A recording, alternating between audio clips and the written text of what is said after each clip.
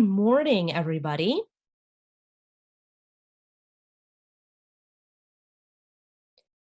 This is Lydia XZ Brown, sign name L Brown, pronouns they, them. I am a youngish East Asian person with short black and teal hair, glasses, today wearing my shirt that says decolonize your syllabus on it, and a jacket with a pin that says love. I'm sitting in a room blurred behind me, set up like an office. I am the Director of Policy Advocacy and External Affairs for the Autistic Women and Non-Binary Network. And I am so excited to be joining you today for a fantastic conversation with three friends and colleagues addressing disabled BIPOC interventions in teaching. I would like to introduce each of our guests, and you're welcome to come on screen now. First, I'd like to introduce to you Paul/Leena/Paulina Abustan. Paul centers the alternative world making of queer, critical race, feminist, disability justice activists found within youth learning, youth popular culture, animated storytelling, and Pilipinx and BIPOC coalitional activist spaces. Dr. Abustan is a 9th year higher education instructor and is a visiting assistant professor of Western Washington University's Women's, Gender, and Sexuality Studies, and part-time faculty of University of Washington's Educational Studies and Disability Studies, and Highline College's Ethnic and Gender Studies.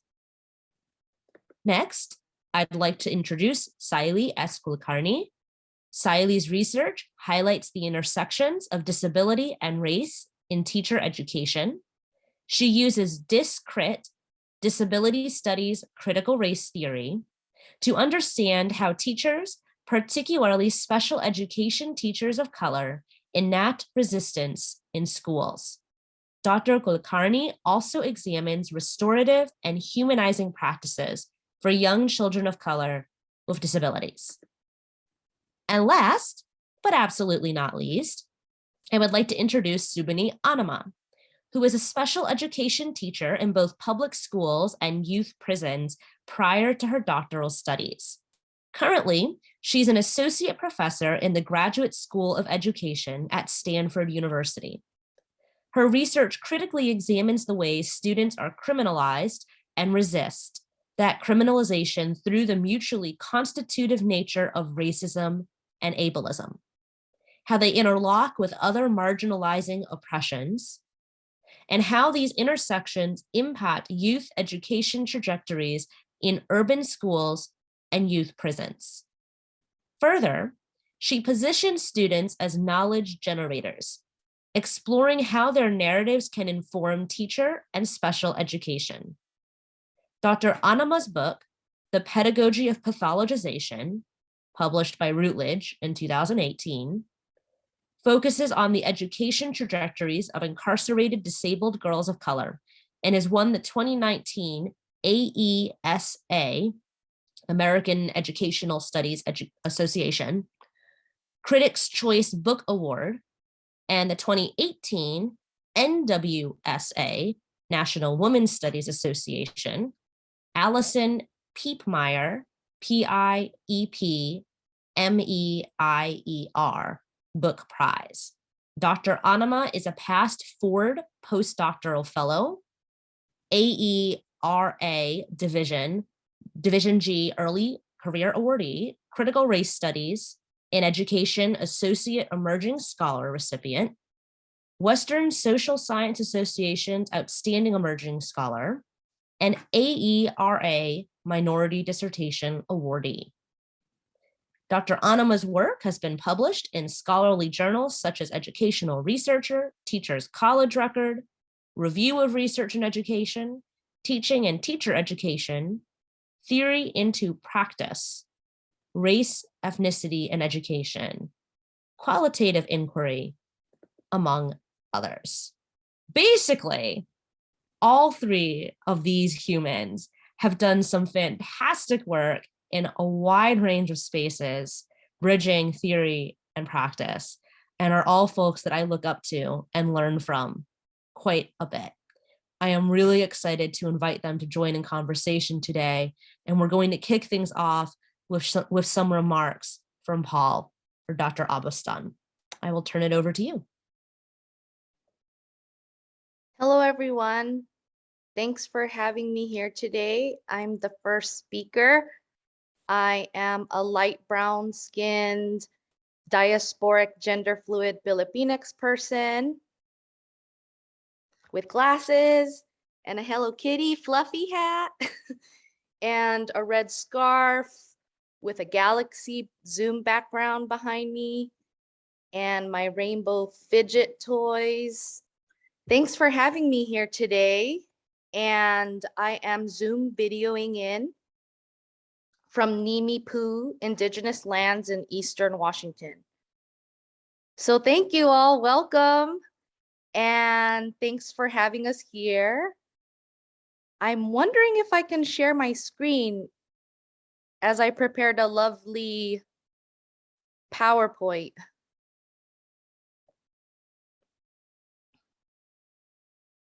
It says another person is sharing, so I can't share. This is Lydia. I think I just fixed that. Okay, cool. Paul here. Okay, awesome. So I hope y'all can see my screen. Slideshow from beginning. So yes, I also go by Paul, Paulina, Leena. I'm gender fluid. And I also go by Dr. P, Dr. A. I honestly have a lot of nicknames. I go by Dr. Pikachu. I'm all about having fun in life and being a goofball as much as possible, as my friend Dr. Holly Pearson shares. So today I am presenting about my CCC, Comfy and Cozy Community Teaching. And this is an image description of a cute choco cat, black cat with blue scarf and yellow coffee mug. So I love this CCC, cute choco cat or comfy cozy community teaching. So as y'all know, I'm a disabled, sick, neurodivergent person, and I am proud. And all of what I'm sharing today are accommodations that I have personally requested during my undergrad education, and also, frankly, also really needed during my K-12 education. However, I did not receive medical diagnosis until college, and right, diagnosis is a privilege. So I did my best to make my classroom as accessible as possible.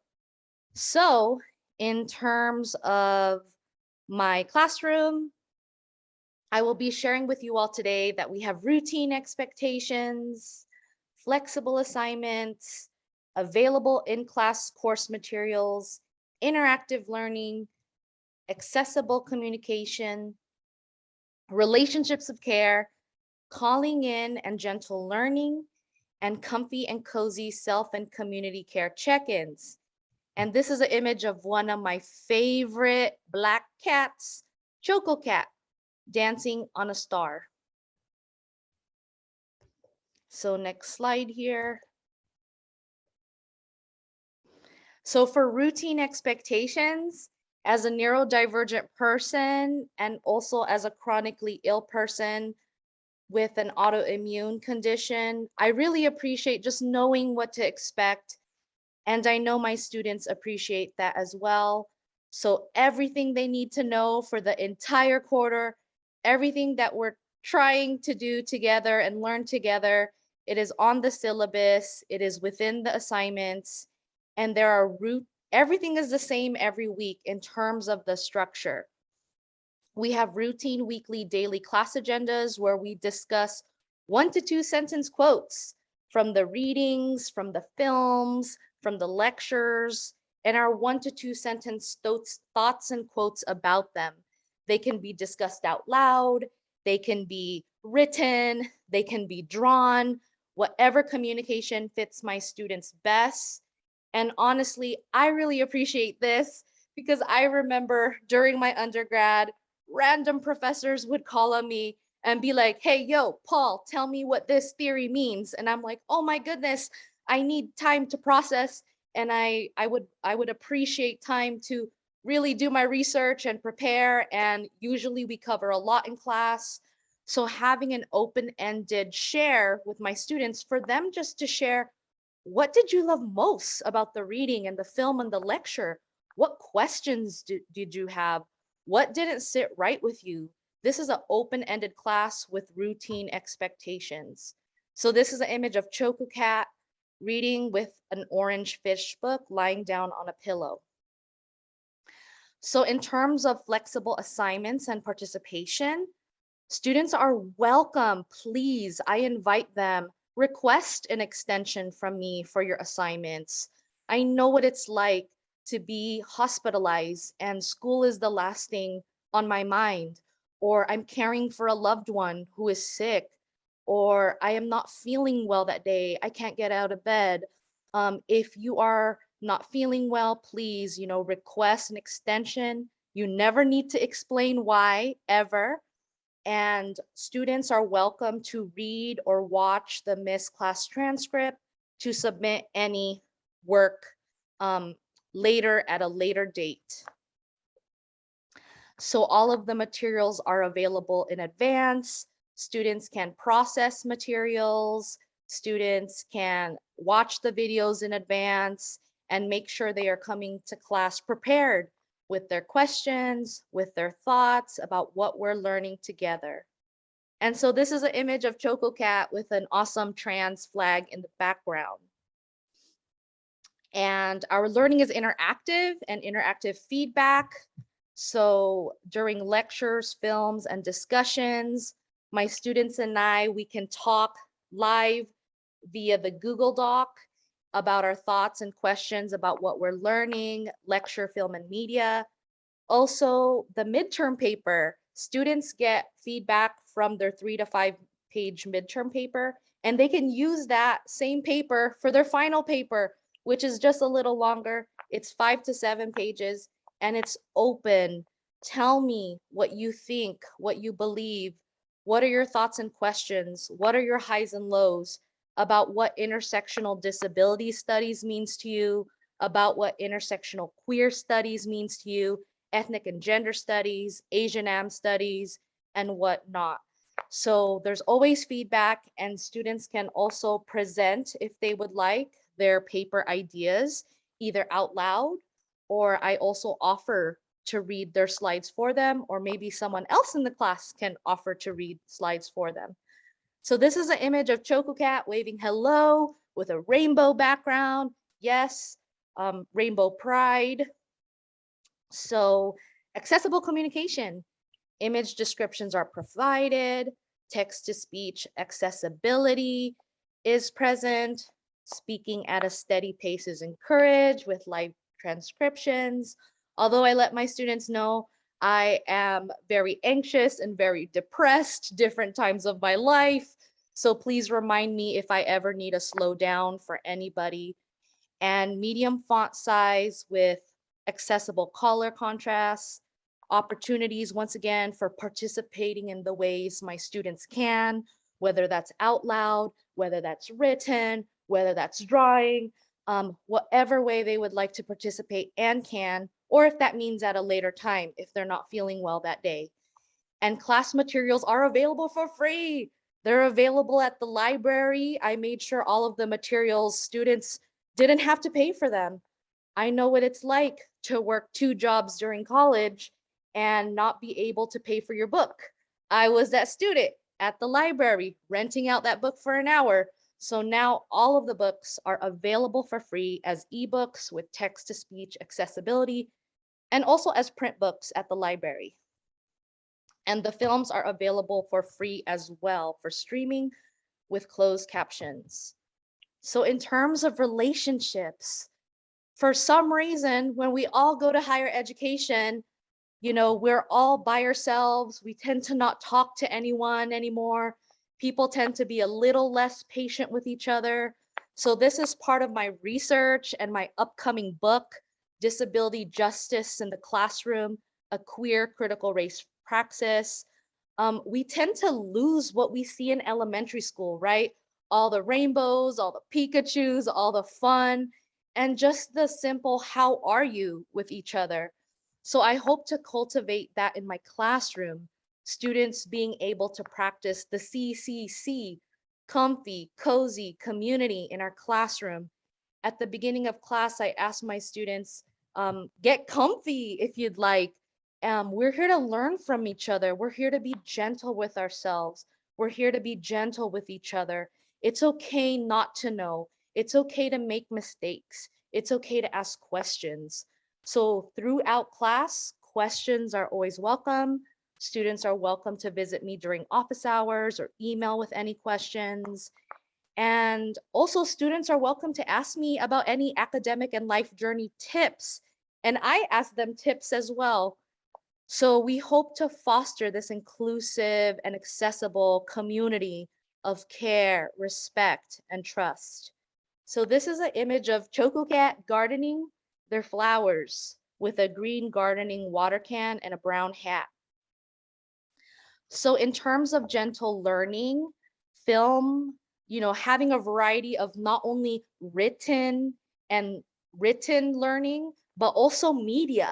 My students are learning from artists, from activists, films. They're diving into their multiple senses that if they are able to. And all of these multiple forms of learning is that gentle learning. And I ask my students to share that open-ended, what is your thoughts and questions about that film that we just watched, about that reading? And it's okay if you are not able to do all your reading, because once again, I know what it's like for your whole life to stop because of things going on in your life, because of an emergency, or because you're not feeling well that day. So contribute what you can. So in terms of self-care check-ins throughout class, I ask my students how they're taking care of themselves. And actually at the beginning of class, we are learning from each other different languages. So I myself am learning American Sign Language. So at the beginning of class, I share a few ASL words with my students, such as coffee, such as tea, such as book.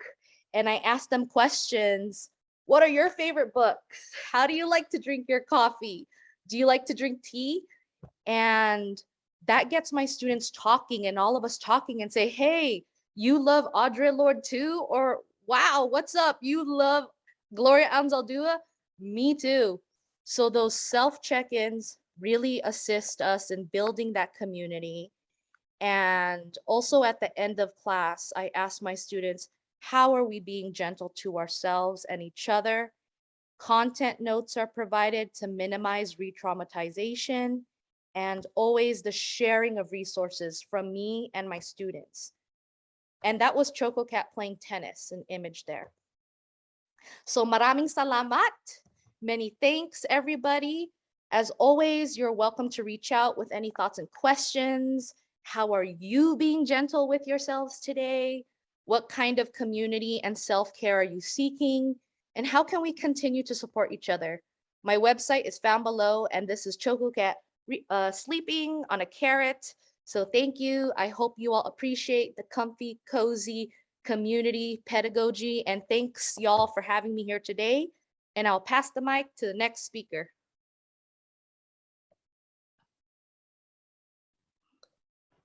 This is Lydia. Thank you so much for sharing that, Paul. I have so many of the same policies and same approach to the way that I design my classrooms for years. And I feel like it's both so rare to hear from other people who design their classroom and their pedagogical strategies the same way that I do. And yet it's basically universal among those of us who are sick and disabled and queer and trans folks of color. We are the ones who are creating classrooms where we value care as a collective responsibility and as something that our students and we ourselves also deserve. And I'm so grateful to be in community with you all. Next, we're going to hear from Saili Kulkarni. And so I'm going to turn it over to you. You're welcome to stay on camera or off. I just tend to turn mine off so that people aren't seeing my wandering ADD eyes. But Saili, it's all yours. Thank you, Lydia. I'm so excited to be here with you all. Hopefully you can see my screen. Can I get a thumbs up? Yes, okay, thank you. I'm going to put the link to the presentation in the chat, just in case anyone wants to use it to follow along. Okay. Let's get set up here. Okay. Okay, so as you heard, my name is Saili, S-A-I-L-I, Saili Kulkarni. I'm an associate professor over in the Department of Special Education at San Jose State University, and so that's over in the Bay Area. And this first image is just, I really love colors, all kinds of colors. And so I have put here just a nice textured image which has some hues of pink and orange and purple and yellow. I love sunsets and I love just warm colors. So I wanted to do a quick land acknowledgement, and my colleague Subini, who will be speaking next, is also in the same area. Unfortunately, we haven't met because of COVID, but we're very close.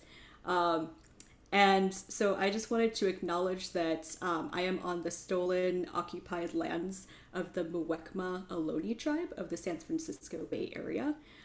This has an enrolled membership of over 550. And just to kind of say that that's where I'm coming to you from in this San Francisco Bay Area.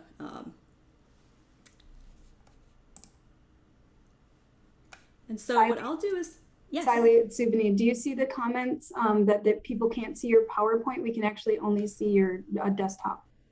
Oh. Is it the swirly, is the swirly colors your desktop or is that your PowerPoint? Let me see if that's. Sorry to interrupt, but I thought you'd want to know. Yeah, I do. Let's see what's going on here. I did an update on my desktop yesterday, and I think that's what's happening. Let's find out if I can fix it. This is Lydia. Since all we're seeing, I think, is that desktop, I think you emailed the slides to us. Maybe Nancy could share them. Would that work? Yeah, if that's possible, that would be great. Thank you. Nancy, would you be able to run up those slides? This is Nancy. I'll have to go search for them real quick. Just a moment here. This is Lydia. This is access in real time. It's messy and we have to pause. But we're figuring it out together. Paul just made a heart. I wanted to say while we're looking at figuring out this screen share, that's what Dr. P or Dr. Paul shared just now really resonated with a lot of what my journey has been, and also some of the same things I've been trying to incorporate into my teaching as well. So I really appreciated your talk just now. All right, this is Nancy. I have it ready, and let's see if it works. Thank you. All right, thank you. And I think we're on the third slide.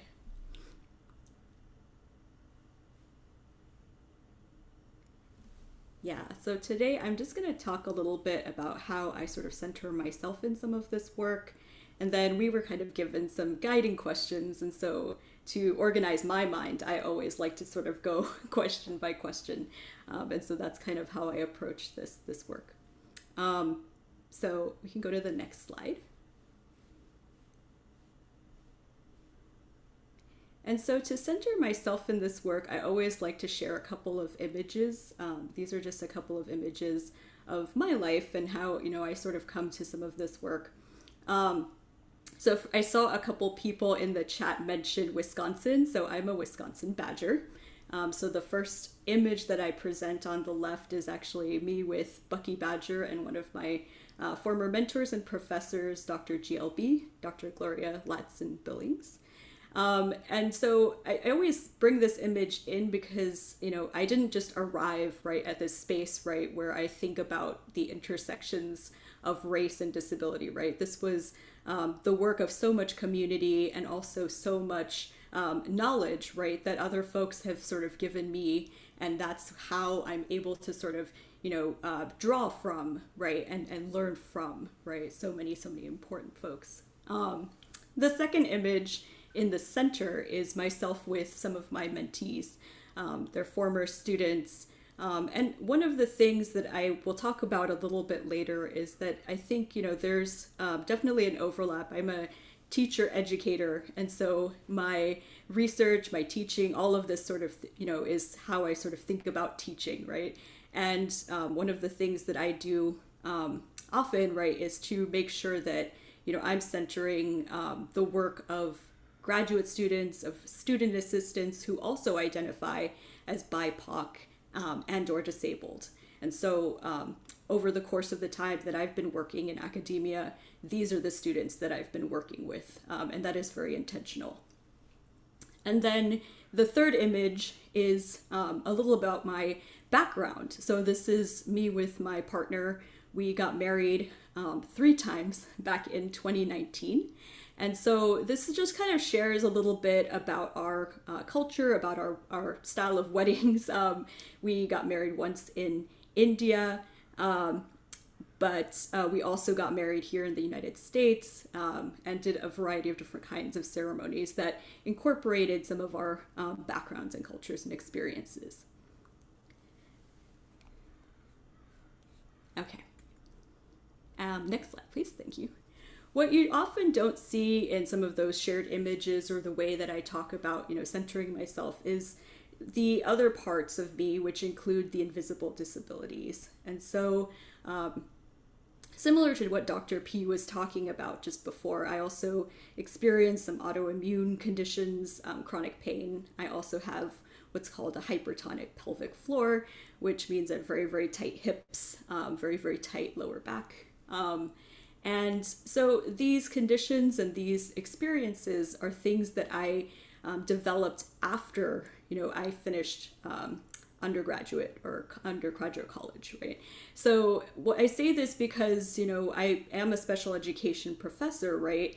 And oftentimes I think in special ed, we, you know, think about, you know, sort of the K-12 experience, right? But then once, you know, students hit that mark of 22 or 23, right, we start to not think as much, right, about, you know, disability being this thing of longevity, of this thing that, you know, follows folks into adulthood, right? And so I think it's important to kind of think more holistically about disability, especially when we're thinking about how we can, you know, work with, you know, folks who become teachers and teacher candidates. Next slide, please. So the first question I was asked about was, how does my work relate to disability justice? And so one of the things that I've really tried to cultivate across my teaching, across my research service, all of the, you know, different parts of academic life, right, is this community-centered approach.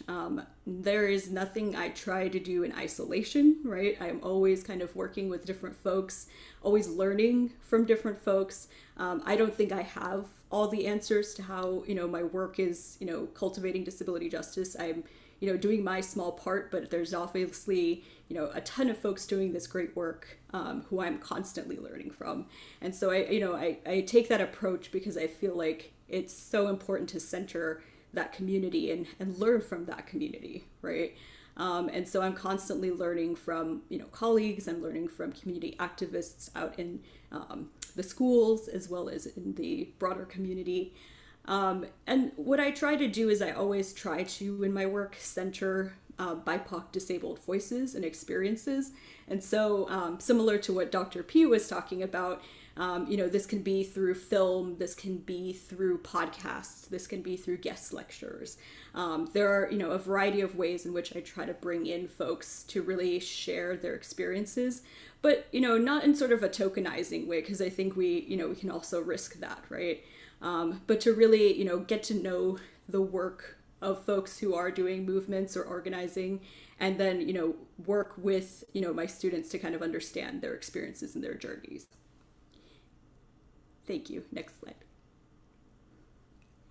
And so what I think it means for me to intervene is to really constantly be thinking about, how do we dismantle racism and ableism in all contexts, right?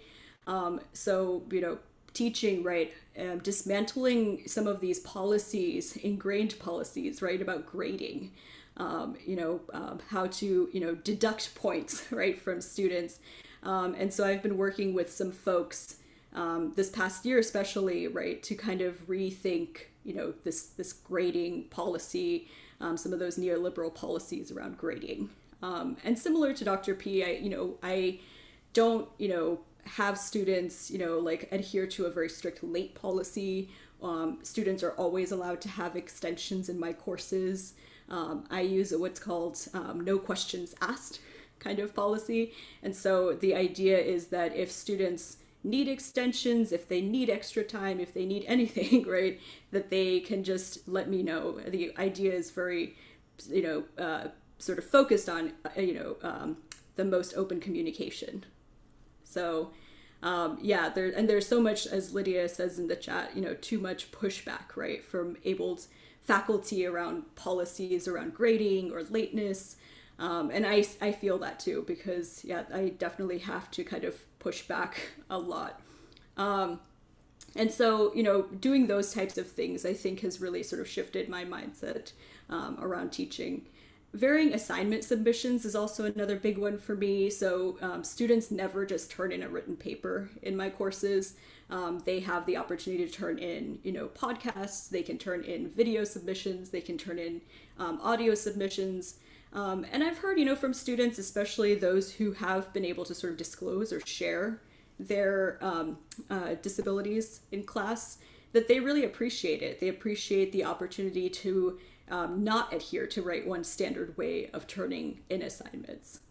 And then really just thinking about, gaining deeper knowledge of who my students are, whether they're teachers or whether they're future teachers, getting to know their lives, right? And so one of my key assignments for one of my classes, which is focused on language and disability, the students will have a assignment where they can turn in a language autobiography. And so the students will, share a little bit about their language history. Then they'll also be able to do it in their first language, whatever that language is. And I, draw on some of my community to help me translate if I don't know the language that they're submitting assignments in. And again, for this one, they can submit in a variety of formats, and it just gives me a little bit more information about who the students are, and then allows them to connect their own experiences with how they're going to teach. And so, as I said before too, for research, I also, try to center using, research assistants or student assistants who do, live these identities. I also, have been working with some folks, I think some of whom might be here today, to really think about some non-traditional commitments to publication with folks who don't occupy, academic spaces. And so we, have been trying to work to sort of move away from those more traditional formats of publication, of submitting to journals, and some of that, and trying to break some of that up. One of the things that I'll talk about kind of at the end here is that I'm working with some folks here to create what's called an intersectional disability studies strand. It's linked in the PowerPoint that I linked earlier if you want to check it out. But we're really thinking very strongly about the representation for BIPOC and disabled folks.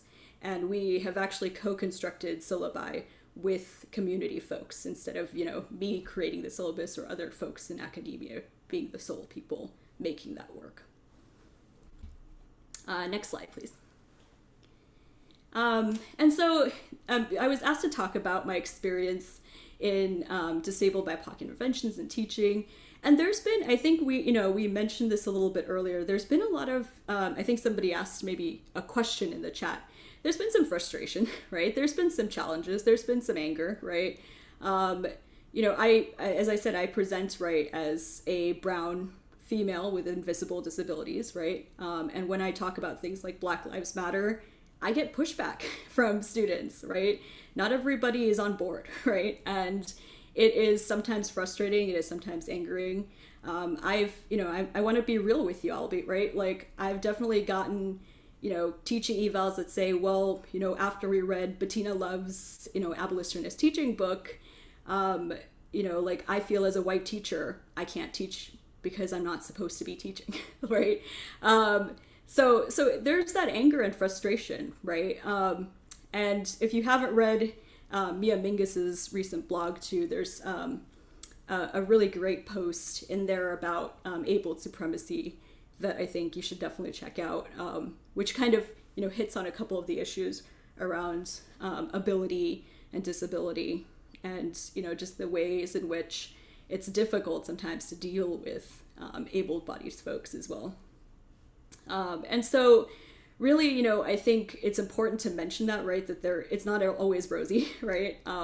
But it is also, part of it is also there are changes, there are shifts, right, in people's thinking. There are changes in my own thinking, right, as I work with folks across different spaces. And so really thinking about, how can we sort of build alliances in this work with people who share those viewpoints, right, and sort of get that support. Next, please.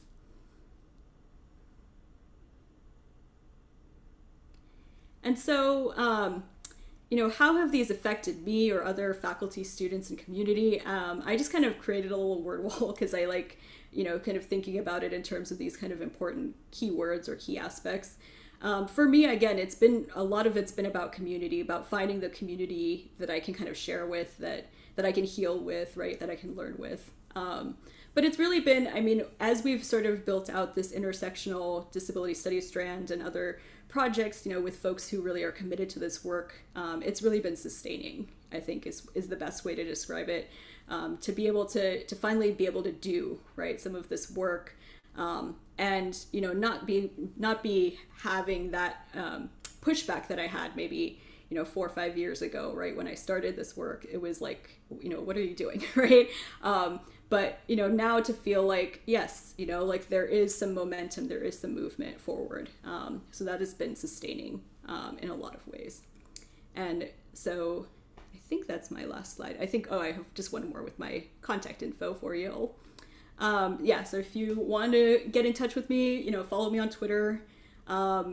I think it was put in the chat before, but I have an open access just link to all my articles that have ever been published. That includes, op-eds and other, kind of informal spaces too, if you all want to check that out, and then my email. Thank you so much for your time.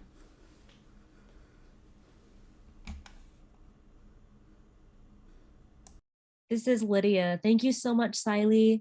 I have really enjoyed hearing from you and just feel so affirmed and validated that, like, I already knew that many of our community members, like I was saying a few minutes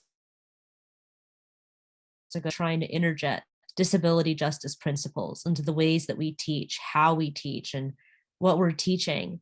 And but just hearing other folks talking about it is like a balm to my soul.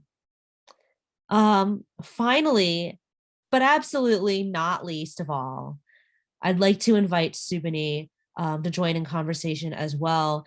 And then we'll have some time for some of the many questions that you've all offered to us, which we will not have time to answer all of.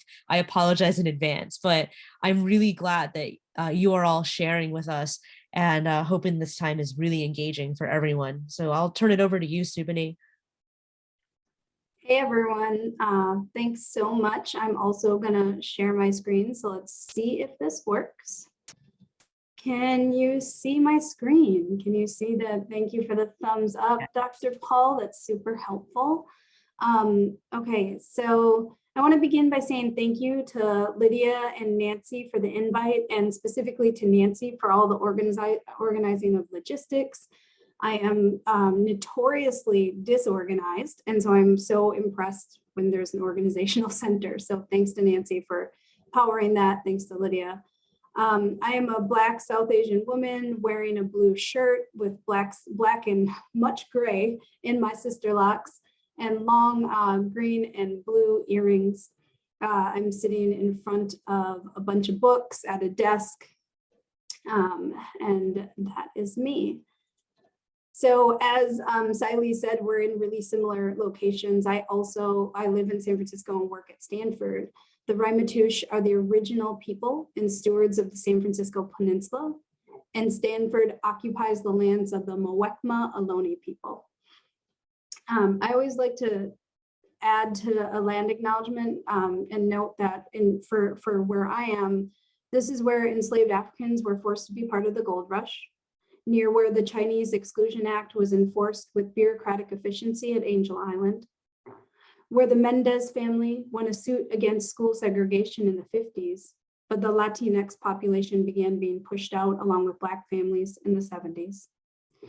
Where Black, Indigenous, Asian, Pacific Islander, and Latinx families still survive and thrive despite the government's genocidal commitment to eradicate them. Given that all institutions and our lives exist on Indigenous lands, I offer gratitude for the pedagogy and learning that takes place on these lands. I hope we can all enter with gratitude and work to be in good relationship with these lands and the Indigenous people who are still here.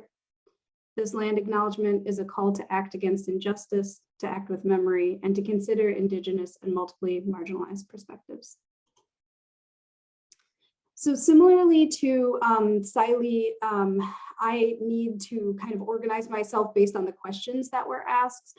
So they asked us to center ourselves in our work around disability justice. And my work is at the intersections of racism and ableism, bringing attention to how social inequities both make it more likely that disabled Black and brown people will be targeted in the carceral state, and that we are more likely to become disabled due to that targeting. I root myself in the principles of disability justice from Sins Invalid. So I put those up here. I'll also try to put some of this stuff in the chat, but it might not be till after I'm done talking because I can't multitask like some of y'all. I'm just not that good at some of this stuff. So,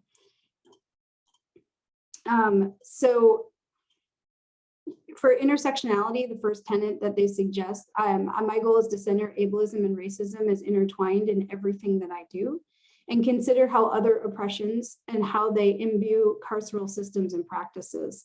So you've already seen a link to my book that Nancy was nice enough to put up. But really what I want people to understand is how, how racism and ableism and intersecting oppressions impact carceral systems. So the next tenet is leadership with those most impacted. So I work with pushed out, incarcerated, and formerly incarcerated disabled girls of color, those most impacted who are in my work. And I also work to put them in leadership positions. So you'll see we created a lab called the Walkout Lab for Youth Justice. And in that we have formerly incarcerated youth who are part of our leadership team. We have disabled Black folks who are part of our creative. Jen White Johnson created our logo for the Walkout Lab. And we also have multiply marginalized Black and brown scholars as part of the lab. So we really work hard to include marginalized folks as the center of our leadership team. Our work is anti-capitalistic and sustainable. I think about how systems of mutual care, how to redistribute materials into the community, and how to push back on capitalistic notions of productivity as an ideology in both teaching and research. Really, honestly, what I want you all to understand is this idea of wholeness is one of the most important in my work that Sins Invalid talks about, which is that research and teaching, my research and teaching starts with the presumption that there is nothing wrong with our students, their families, and their communities. And when I say our, I mean multiply marginalized, disabled Black and brown folks. There is nothing wrong with our kids, their families, and our communities. and that they are whole, so that it must be the systems that are broken. I think about how to retain that wholeness in multiple ways. And when we're constantly thinking about interdependence, collective access, and collective liberation, which I'll talk about in a minute in my pedagogy. So that's some of the work that I do. One of the questions that was asked is, what does it mean for you to intervene in academia as a disabled, Black, and Indigenous, or person of color?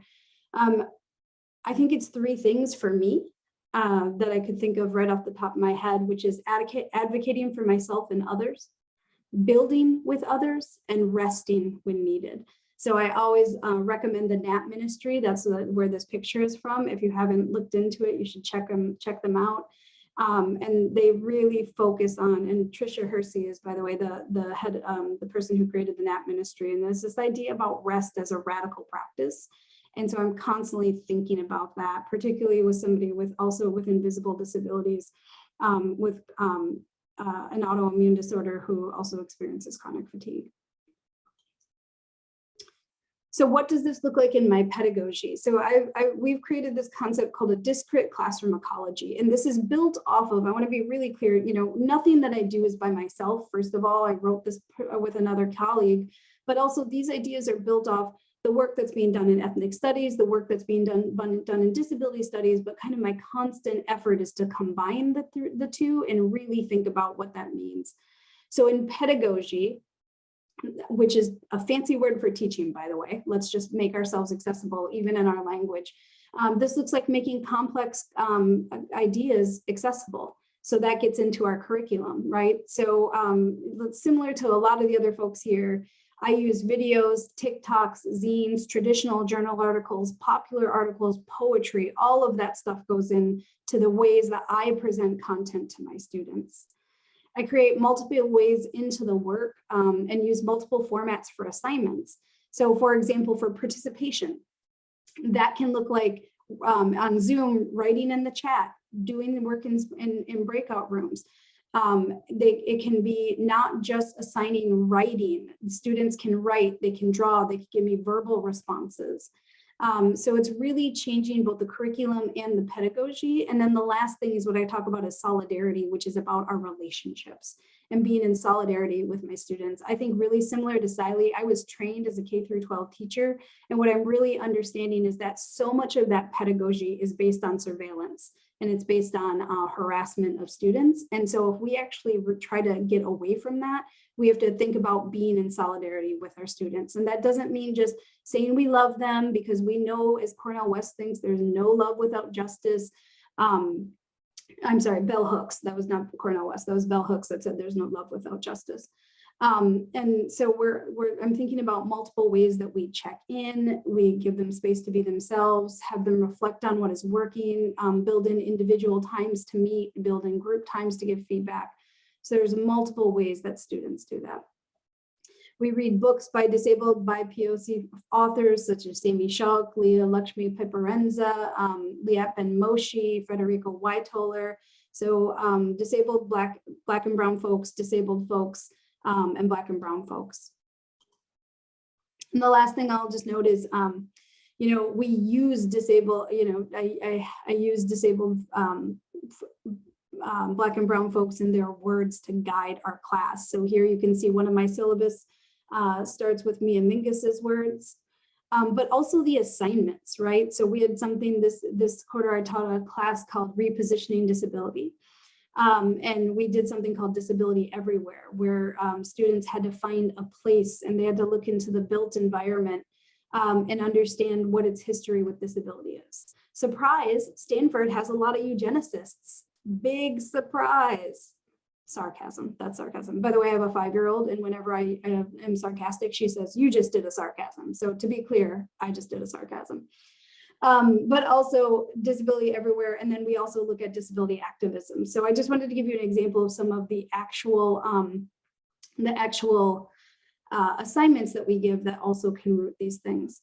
So the last thing, the question was, how does this impact your students? And so I wanted to give some examples. I'm not going to read all of these to you, but I wanted to give you some examples. This top comment, so these are all from my student evals from this class. I learned a lot about disability justice, ableism, and all of the work disabled people put in to simply live. This class has completely reshaped my worldview and left me questioning all systems and how they are perpetuating ideas of normalcy. I gained a lot of knowledge about disability justice and the intersections of race, disability, and education. The teaching team's organization, teaching format, communication, and class norms also provided an example for me how to create education spaces that are informed by disability justice. So these were some of the most powerful feedback I had, and I think it was because more and more I am unlearning the problematic pedagogies that I have been taught in teacher education, and that I'm refocusing on how to integrate disability justice into my classroom. So I'm really just echoing a lot of what Dr. Paul and Dr. Saili have already said, and I'm so grateful to be here and in conversation with all y'all.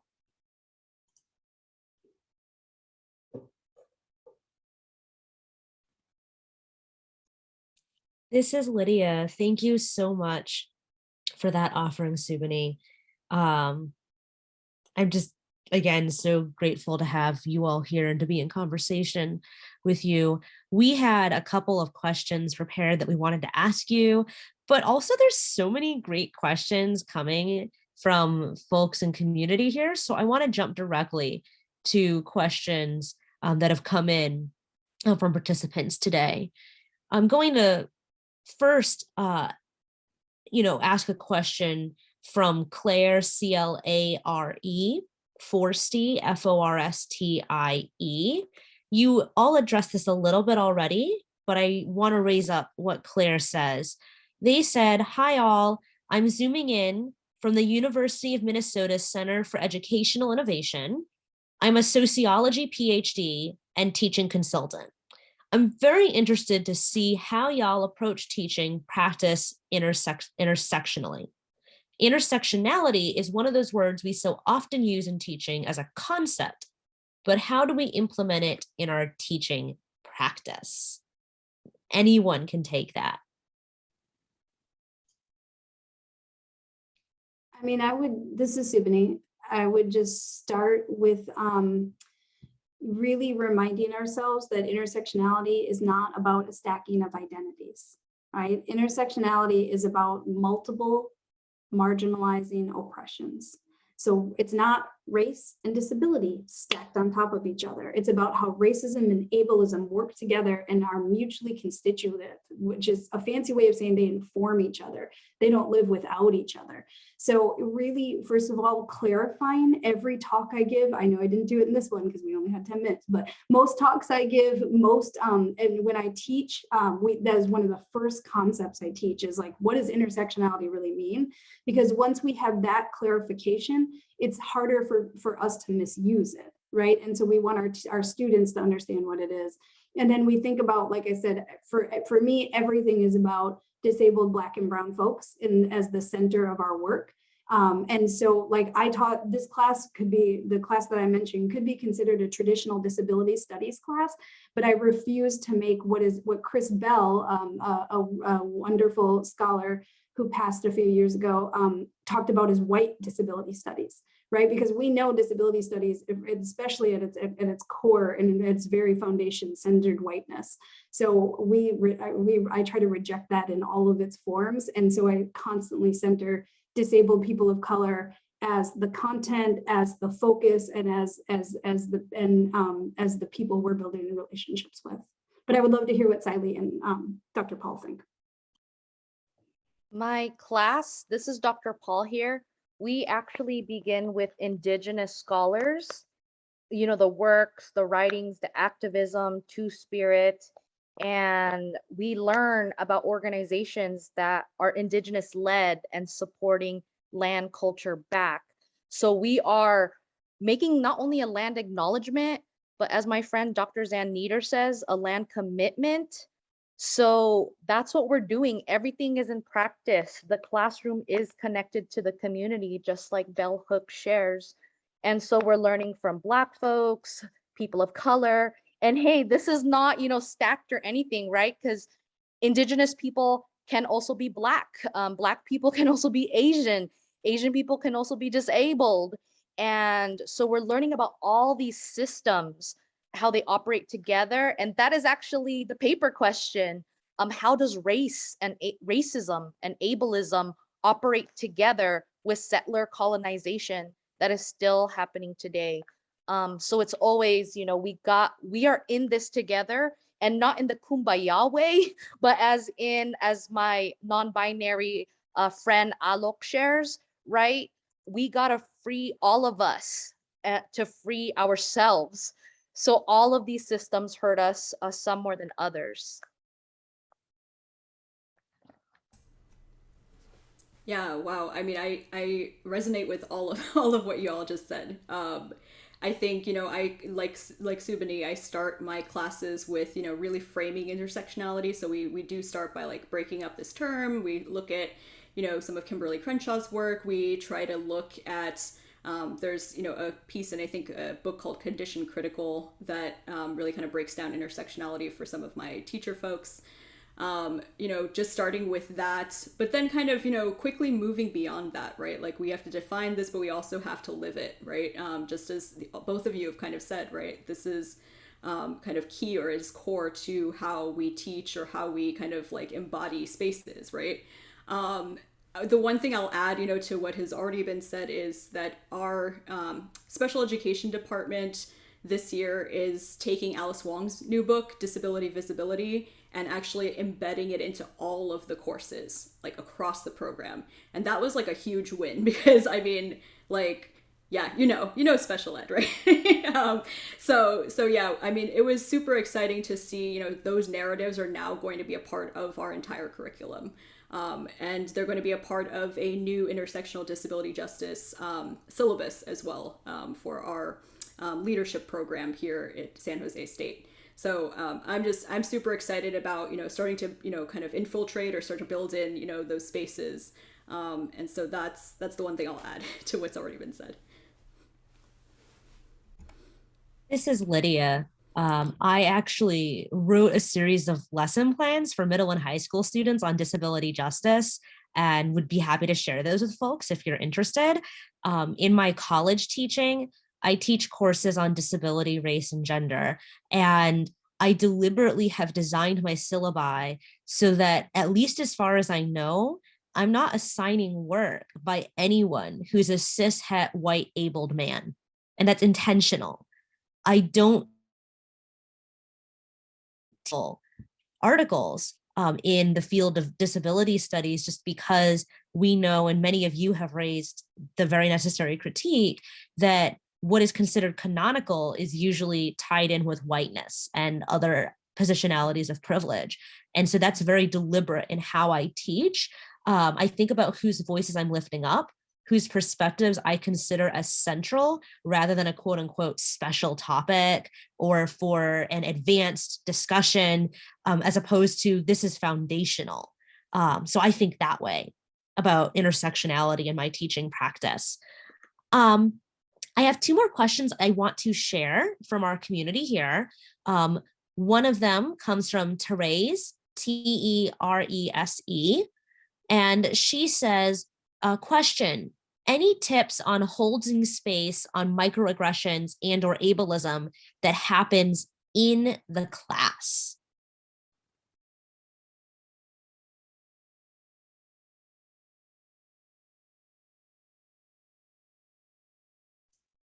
I started last time. Someone else want to go? So I can start a little bit. Or sorry, go ahead, Dr. Paul. You can go ahead. So Dr. Pikachu here, Dr. Paul.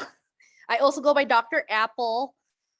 So, you know, at the beginning of my classes, we always begin with trans article called Calling In.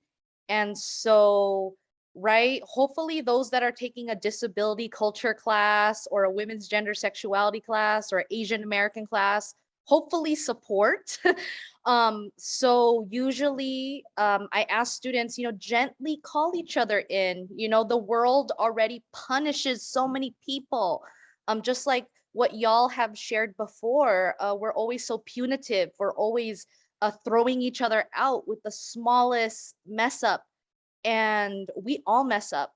So as long as we say sorry, I will do better. I respect you and your humanity and your fullness. that is how those aggressions get addressed, because even most of the time they were not an aggression. And usually, just like how we work with K-12 kids, right? When a student is usually angry, they usually have some unmet needs. And so we take the time to listen to each other and make sure all of our needs are met. Every single one of us is whole, as was shared before. So that's what we do, calling in each other. Yeah, that's exactly it. Calling in is a general part of our teaching. And so, like, the very first class, that is going to be, a discussion that we have, right, about calling in. One of the things I'll add to, and this is not necessarily in the class itself, like when the microaggression happens, but I think that sometimes folks need time to process too. And so, like, outside of those classroom spaces, we'll have conversations, or we'll set up a group, of folks who identify as BIPOC and disabled, and we'll just like talk it out. Because sometimes, like, you need that extra time and space to really process and heal. The only thing I would add to that is, I think of it, Bell Hooks talks about it as a brave space, a space where you speak truth to power and you engage those conversations. So that's the only thing I would add, is something really powerful. But I think it's really similar. This is Lydia, offering appreciation to Dr. Paul, who, as he previewed earlier, had to jump off because they're teaching right now. But I will offer one last question from our community to the two of you. This one comes from Ollie, Ollie, Holland, Haland. Ollie says, I substitute teach. What are some strategies y'all think could be useful when coming into and trying to land a class and/or structure that is not your own? Also, how do you deal with your own needs and/or limitations when teaching? I sometimes feel like in order to do things in a way that are kind and good, I have to be constantly pushing myself past my limits. This is Subini, and the second question about pushing yourself past your limits, right? We are all human, and we need to rest when we need. And so I think for me, the way that I'm able to build and rest is that I build community, so that I have access to folks who I can bounce ideas off of, who I can think with, who I can process my failures with. Because to be very clear, we all fail at this. This is a messy, messy situation. Disability justice is not something that can be done without failure. And I just want us to hold on to that, because as much as we push back and say, we're not gonna, focus on notions of normalcy, the most pushback I get is when I say I failed at something and someone tries to insist I haven't.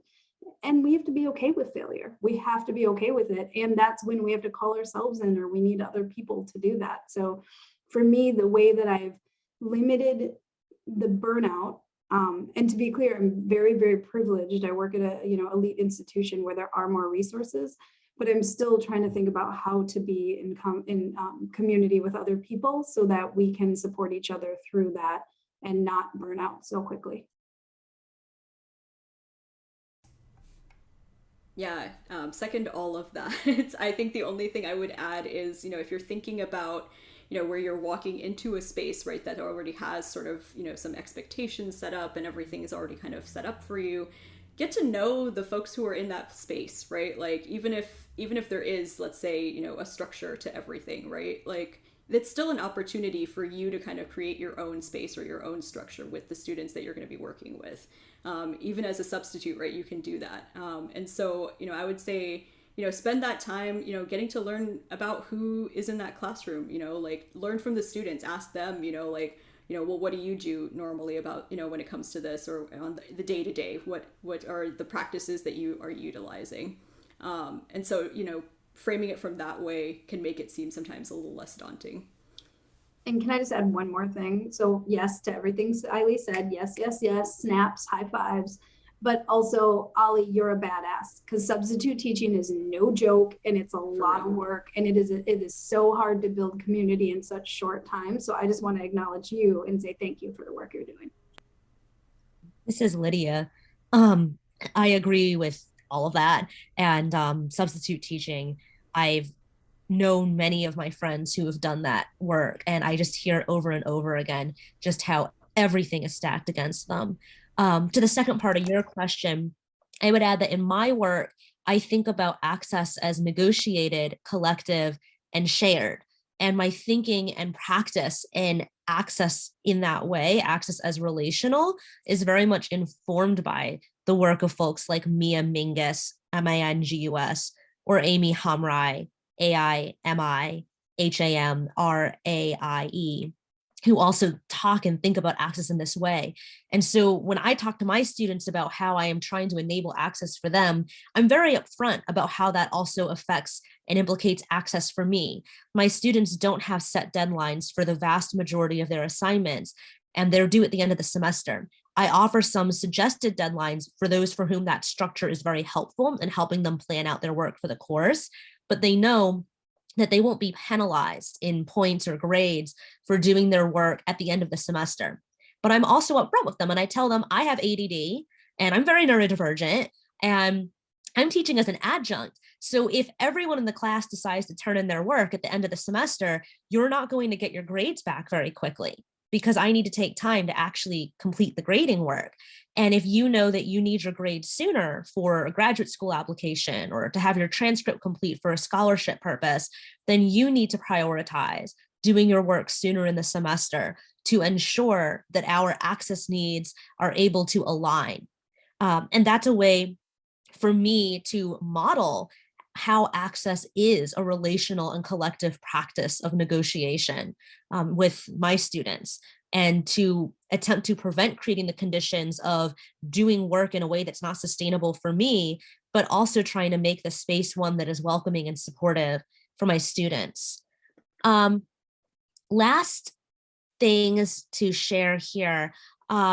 We don't have substantial time to address further questions, but I do want to note that we have a question that was shared from Diana Katovich, Katovitch, asking folks for recommendations for good podcasts featuring BIPOC disabled hosts and or guests. So folks have recommendations, please share them in the chat to everyone.